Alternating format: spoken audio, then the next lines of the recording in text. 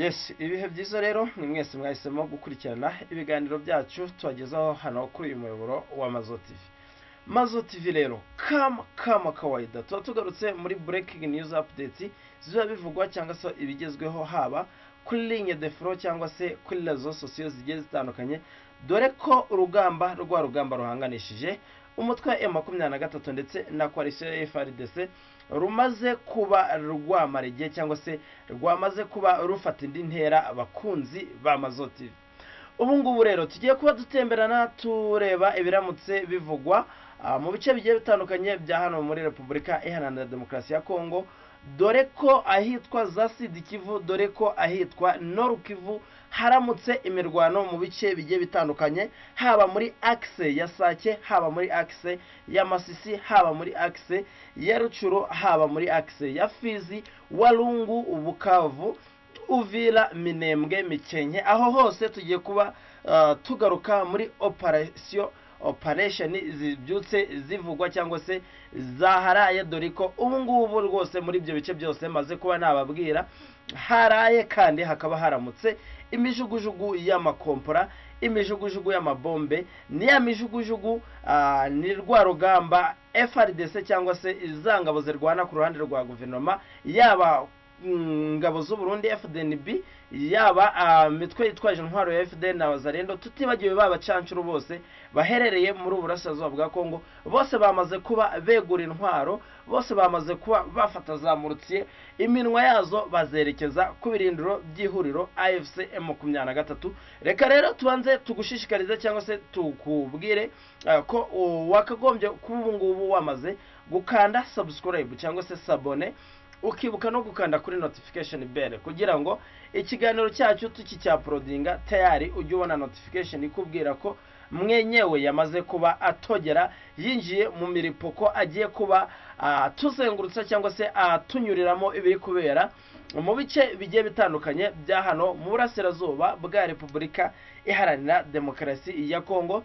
Dore ko nanone ngomba kubanza ntasuhuza abavandimwe bose batwumva baherereye muri Repubulika y'u Rwanda, abatwumva muherereye mu gihugu cya Repubulika Iharanira Demokarasi ya Kongo, by'umwihariko abantu mutwumva muherereye mu mujyi wa Goma, abantu mutwumva muherereye aho ngaho ensemble provinciale, abantu mutwumva muherereye kwa aeroport de Goma, mumeze muta ku kibuga cy'indege cya Goma, aho BDG Rompoint BDG gare Thier de Goma, gare Centrale de Goma, muri aho murakomeye mumeze neza. Nkunda gusuza abavandimwe bahereye muri Goma kubera ko umunsi ku munsi abari abavandimwe tubana, murabizi neza ko akenshi inkuru za Goma tuba tuzirimo neza, imiripuko ya Goma tuba tuyibagezaho. Goma na gace tuba turimo cyane, uko byagenda kose amakuru ya Goma tuzabahereza, muzizere ko 100% iyo abafite isoko cyane ari nyayo.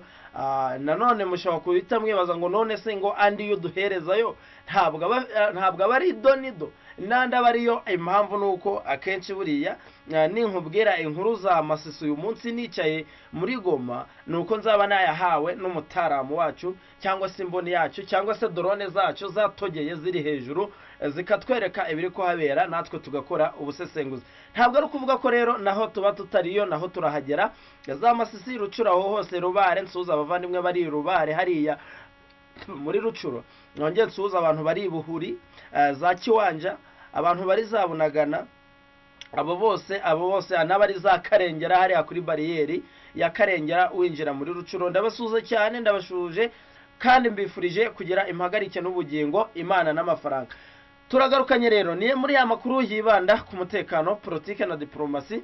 Murabizi neza ko nta handi tuba tugiye kwibanda uretse muri ibi bice rwose M23 ikomeje kubohora, ikomeje kugenzura, nyuma yuko byirukanamo rero ingabo za guverinoma. Ubu ngubu natwe turagira ngo tuze kubana muri iki kiganiro tugaruka ku buzima mu bice bigiye bitandukanye M23 igenzura, nyuma yuko rero hariya mu teritware ya Masisi hamaze kuba hagaragara update. Murabizi neza ko iyi Masisi ifite ibice byinshi cyangwa se hari ibice byinshi igenzura ariko bikungahaye ku mabuye y'agaciro.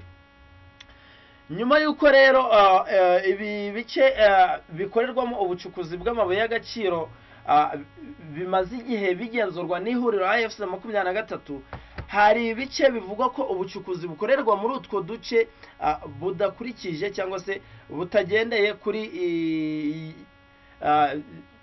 bwa buryo bwiza ya protokole nziza yo kugenzura ibice bikorerwamo ubu bucukuzi, kugira ngo birinde impanuka cyangwa se izindi ngaruka zose zitarengera ubuzima bw'abasivile cyangwa se zitarengera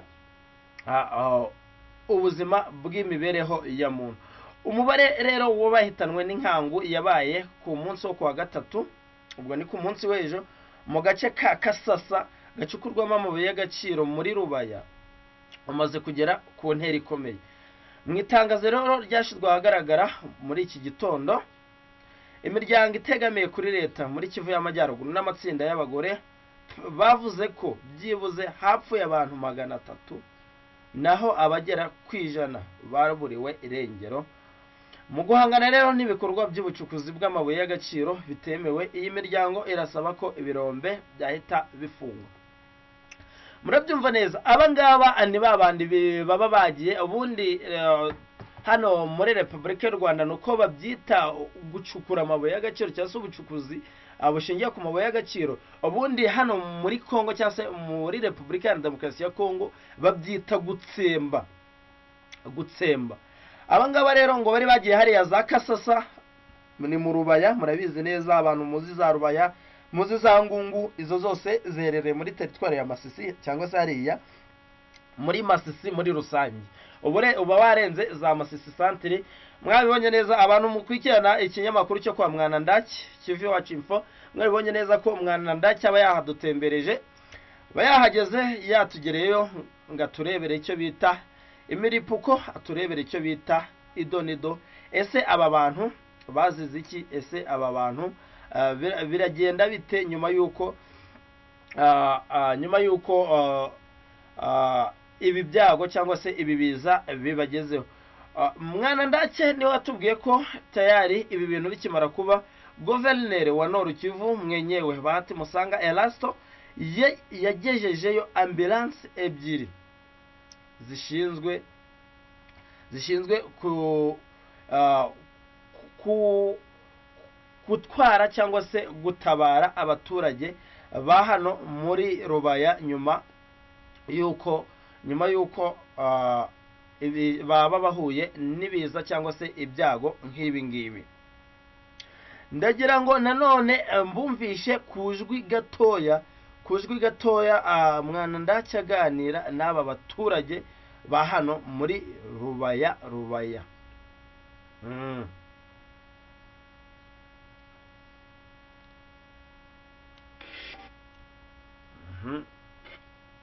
Kitwa mu Gasasa.